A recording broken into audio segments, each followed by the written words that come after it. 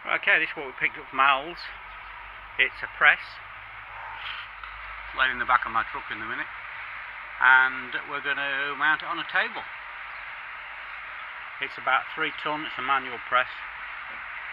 And, well, it'd be nice to see it going. It's very heavy. Here we go.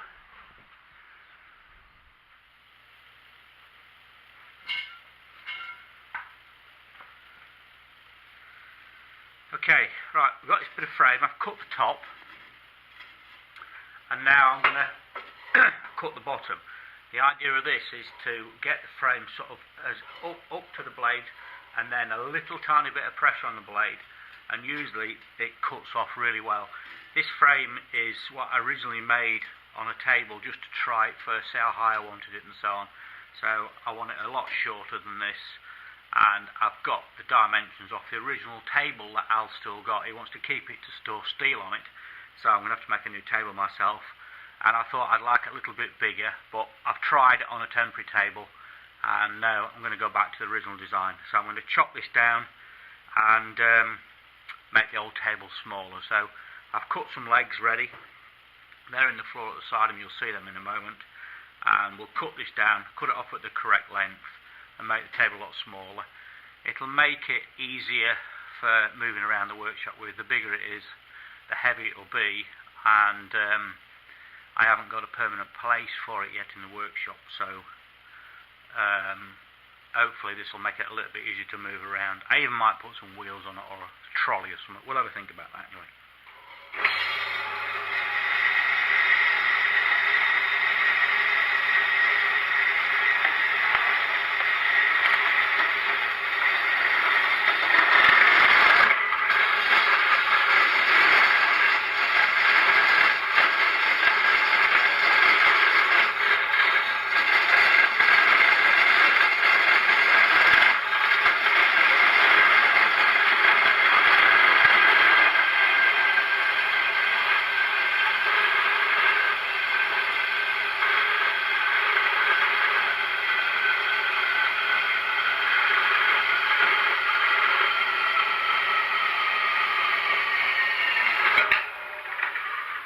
There we go.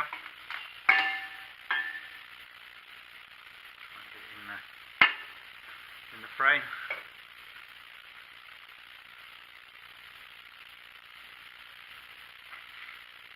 Cuts off quite well, and a little bit of grinding, which tidy it up. Then we're ready to go again. Saves wasting the steel. Right, we'll cut this to length now. There's something I will just show you while we're here. Imagine you'll recognise that. It's a jack out of a car, and I used them on these axle stands.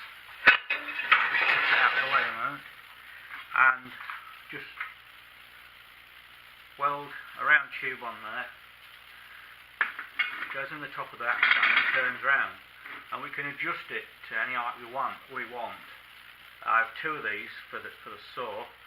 Come in handy for a lot of other things as well, but they're ever so good. They really are handy. And as I say, you know, the other day I was drilling on the bench in the drill press, and I just needed something to support the metal off on the bench, and again, pop them on the bench, jack it up your weight, and they're ever so fine tuned, and they really are positive jacks. So down to your local scrapyard, they're really good.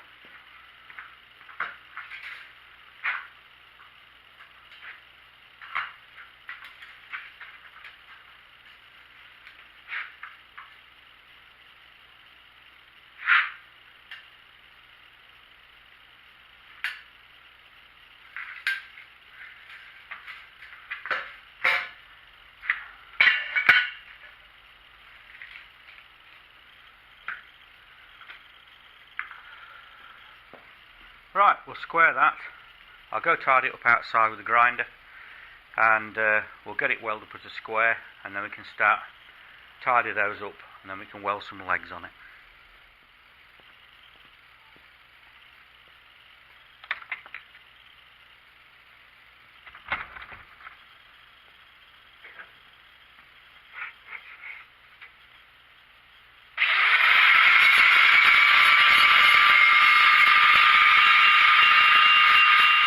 Right, we'll try again. Telephone went that time.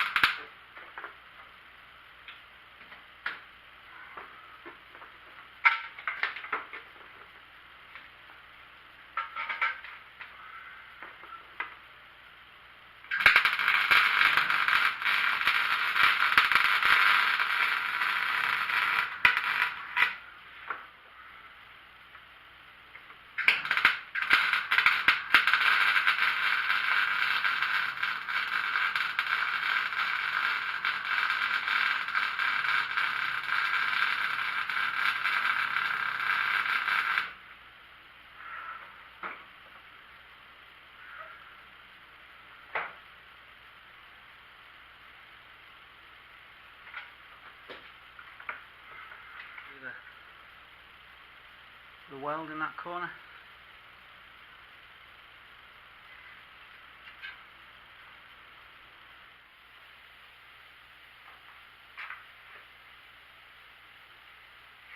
Right, what I've done is I've strapped this bit of board to keep it nice and flat, and because I haven't got a welding table, I have one outside but it's still not very flat, and it's snowing. So I've clamped it to this. I've squared it,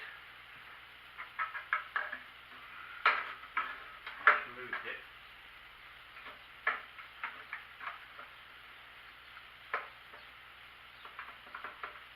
This is a magnet. They're nice and square.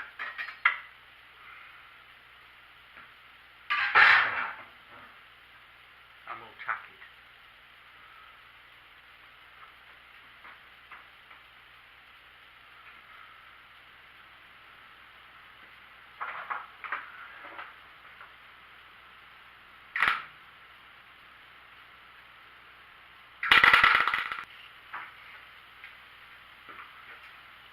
Try again. The battery went flat on the camera. Right, I've just tacked the on side. I'm just going to tack this side, and then we'll be able to weld it all up.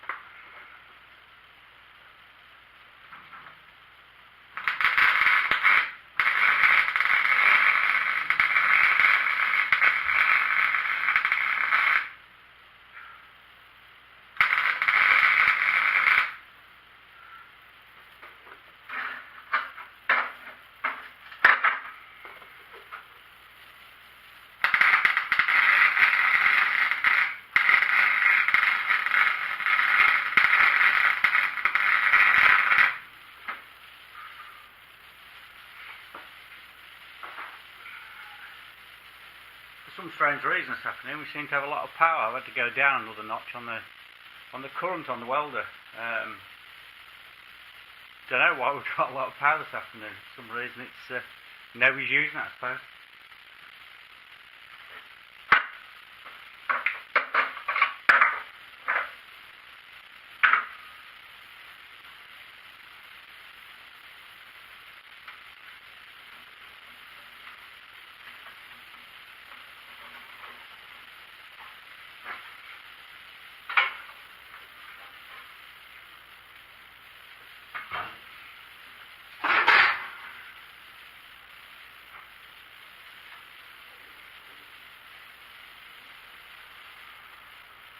That's kept it all nice in line and nice and flat.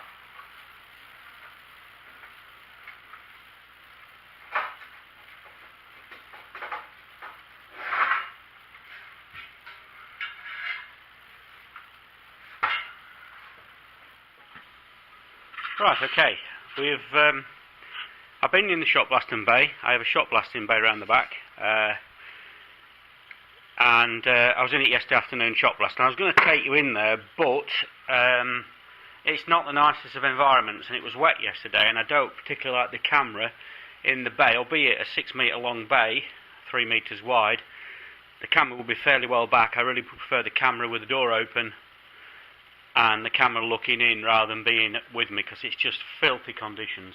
I'll show my overalls. Look, these are the ones I had on yesterday, covered in dust. So it's not the best environment. So I've got all the steel shot blasted. What I'm going to do, I've decided to put some casters on the wheels. So these are the small amounts of plate, and these are the caster wheels I'm going to use. There's 4 of them. I've got one over the bench up there. So I've just made myself a centre pop to put through the hole. I'll show you that in a moment. And then we're going to drill all these at once, weld them to the bottom of the legs, and bolt the casters to them. That's how I do it. They're not the best of casters. They're off one of my Snap-on toolboxes, I think. No, they aren't.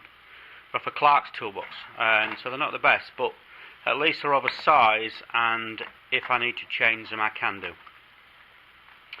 So I'll show you what I've done. I made a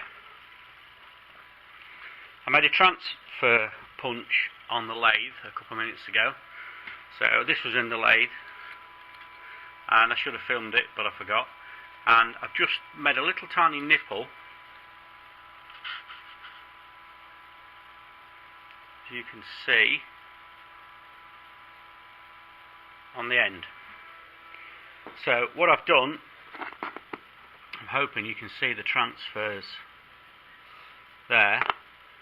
That just fits. It's hard holding the camera. Let me put you on a tripod.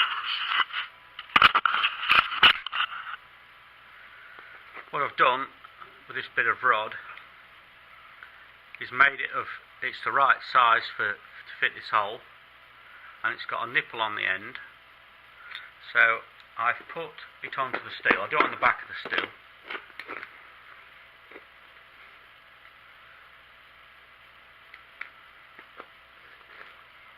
Hopefully you can see that. Put the wheel roughly where I want it, and then all you got to do is just transfer, just by turning. I know I'm moving at the moment, but I didn't when I did it.